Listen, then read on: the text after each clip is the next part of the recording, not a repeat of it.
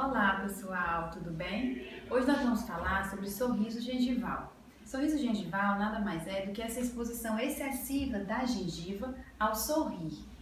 Existem tratamentos bem legais para esse tipo de problema, tá? Desde os tratamentos mais simples, como a aplicação de botox, que é extremamente simples, tratamentos na gengiva, somente na gengiva, pequenas cirurgias que recortam a gengiva em volta do dente. E para os casos mais graves, existe o tratamento cirúrgico realmente, tá? Então, é um problema que tem como resolver e geralmente é simples a solução.